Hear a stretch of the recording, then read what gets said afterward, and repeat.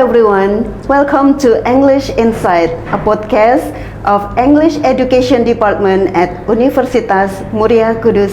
I'm Aisyah Ririn Perwikasih Utari, and today we're diving into a fascinating world of multilingualism and language practice. Joining us today is Dr. J.R. Cristobal, a senior lecturer from Mariano Marcos State University, Philippines. Dr. J specializes in linguistics and will share with us how Filipinos navigate between English, Filipino, and local languages in their daily lives. We'll explore language mixing, code switching, and what these practices mean for education. Dr. J, it's wonderful to have you with us today. Okay, so good morning.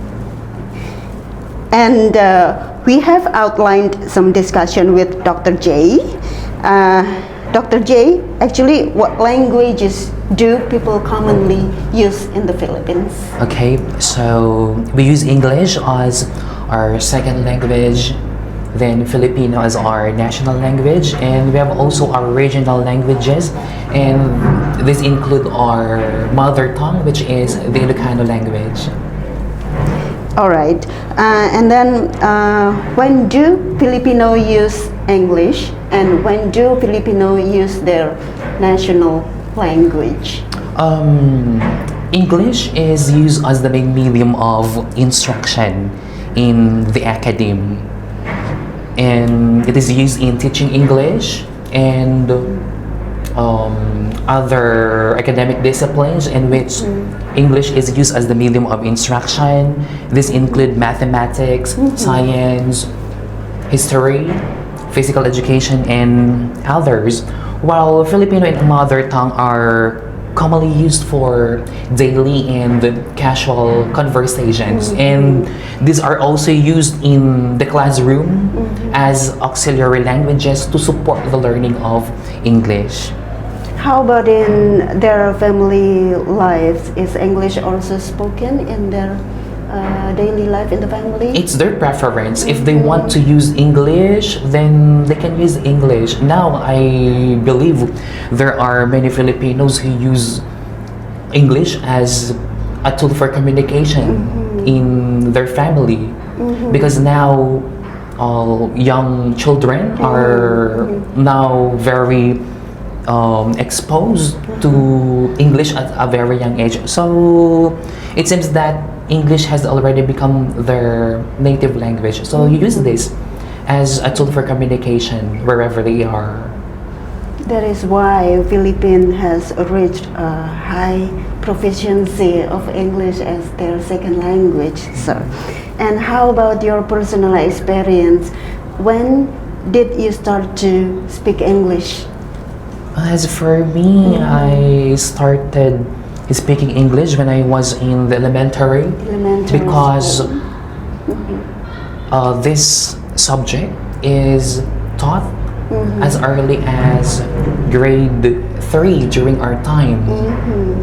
So we had an early exposure to the English language. And also in your family, is there any English exposure? I have to say none. I had no exposure to English language in our family. It's like I learned the language formally, yes, in school. Okay, so how many languages do you speak? I can only speak three. Three languages. English, our Filipino, which is our national language, and our mother tongue, Ilocano. Okay, so every island in the Philippines will have such a particular mother tongue or first language? Yes. All right. Dr. J, related to code mixing and code switching, how do Filipino mix their English language and Filipino language when they communicate? Is there any example? Okay, due to bilingual culture, code mixing is a natural phenomenon in the Philippines. So we normally mix languages through interlexical and intersentential. We also do this when there's no equivalent term. There's no equivalent Filipino term, and when the English term is more commonly used than the Filipino term, okay? So as for the example, I'm going to write a sentence, then I'm going to show you and explain how code mixing is reflected in the sentence. Nag-post ako sa Facebook. Alright, so let's say for example, in this sentence, nag-post ako sa Facebook. In English, I posted on Facebook, or I posted something on Facebook. Alright, so code mixing is evident here. We have the English word post, right? And you can see it is attached to the word nag, which is a Filipino prefix. Okay, so this is a Filipino prefix, nag, indicating past action. It indicates past action. So as you can see, we have nagpost attached to the base form. Okay, the base form of the word nag, prefix, and then we can see here a combination of Filipino and English words. I can write another. Okay, right. So another example is that, can you make luto our food, or can you cook our food? Actually, this is famous expression in the Philippines in terms of code mixing. Can you make luto that? Can you make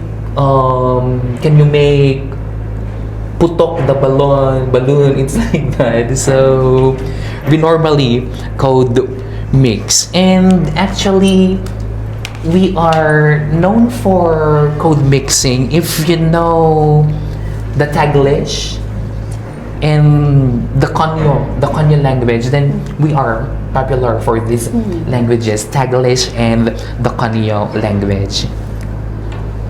So, code mixing and code switching are quite common in the Philippines. Yes. And how about when they do a kind of conversation? Do they also use code mixing or code switching of English in their daily conversation? Yes. Since English is used as a medium of instruction in a formal education, just like schools, college, or something. Yes. So it's common in our country. So we use code mixing, code switching for better connection and exaggeration of ideas and feelings. Sometimes in the school, we code switch for better understanding of complex ideas or concepts in English, especially when students have difficulty in understanding English concepts. But then again, code mixing and code switching should be used properly, and they should not be used in formal or academic settings. Okay. So, do all students in the Philippines mostly use English or national language or their first language? Okay. So as I mentioned a while ago, English is the main medium of instruction. So basically, students have more exposure to English language in the school. We encourage them to practice using the English language, but we also allow them to use Filipino and their mother tongue. These are used for daily conversations. So it's like that. and we allow them to use Filipino and mother tongue when they want to clarify information, when they want to ask questions. Okay, but I have to say that we are comfortable in all the languages that we use. I have to say that depending on the context we are engaged in. It also happens in Indonesia, so sometimes all students are more comfortable to speak their mother tongue or their national language. It is Bahasa Indonesia. That is why Indonesian students are quite difficult in improving their English skills, because they quite often speak their national language or their second language and their mother tongue for sure. And next question, Sir J. What languages do students use inside the classroom? Inside the classroom? Inside the classroom. Okay. So is it national English, national language only, or it is usually, or it is compulsory for them to mix it with English or something like that? if it is an English class, English should be used. It is compulsory for them. No. We just it's not compulsory, but it should be English solely. But there are instances or situations wherein our mother tongue and Filipino should interfere. I just like what I mentioned a while ago. They use Filipino or the mother tongue to clarify information. We also use this Filipino and Ilocano when we want to explain complex lessons which are hard to understand. So actually the students are allowed to mix the language for the sake of their understanding. Yes. And yes, learning process must be meaningful, right? So, and how do the teachers handle such a kind of students who cannot speak English at all? Is there anything like that happen in the Philippines? I have not encountered that situation yet in the tertiary level, but in the secondary level, yes.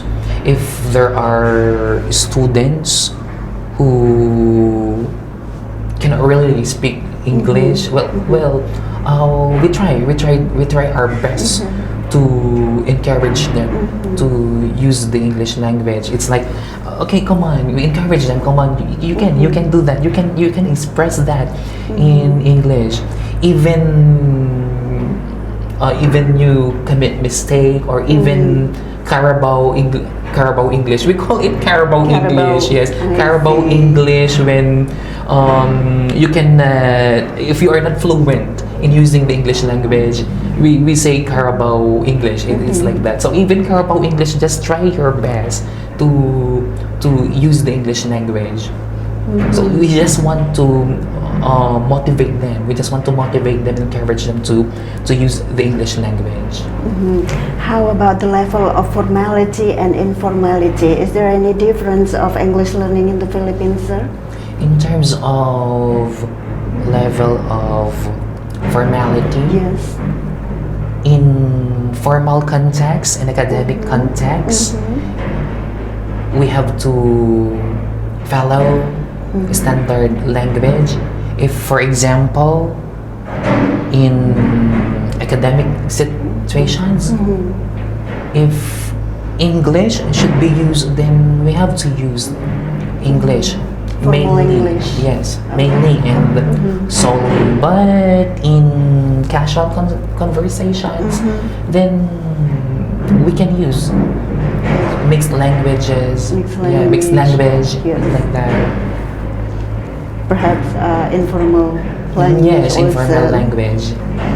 Alright, sir. And what can Indonesia learn from the Philippines to practice multilingualism, because I'm sure that Filipino will use more than 2 or 3 languages in their daily conversation. Okay. So I just have to say that you give equal importance to all the languages that you use. Okay, though English is for global communication, I have to say that it is not more superior than any other language. Your local languages reflect your identity and authenticity, so you have to use them. Then know your purpose. Know your purpose in using language, okay? And after all, you should respect all the languages that you use. Very insightful, sir. And what advice would you give about balancing local languages and English? Actually, that is one of the challenges in an English language classroom, balancing between languages, right? So what I have to say is that learn, and learn, practice, and practice. Use all the languages that you use every day. Code mix, code switch strategically and consciously. As I mentioned a while ago, you have to give equal importance to all the languages that you use, and you have to be proud of using them, because they are all part of what makes you an awesome person. All right, yes. Very great and very inspiring ideas, Dr. J. And my last question, what kind of language that you usually use when you speak with your students, since you are a college professor? Okay.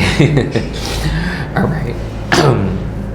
So since I handle English courses, so I use English mainly. Yes, I use English mainly for instructional talk. For example, talk. in discussing the lesson, in answering questions. If they ask me a question in Ilocano or in Filipino, then I answer in English, so that they can learn from me. They can learn an insight from me and how I use the English language. But then again, I also allow my students to use Filipino in their mother tongue in some situations, like clarifying information, asking question. It's like that. So I allow them because we respect and we promote multilingualism. We have to practice English quite often with our students to make them learn and to make more exposure to them to use English, since they are the students of English department, isn't it? Yes, and that is still the primary goal in English language classroom. English is still the primary goal.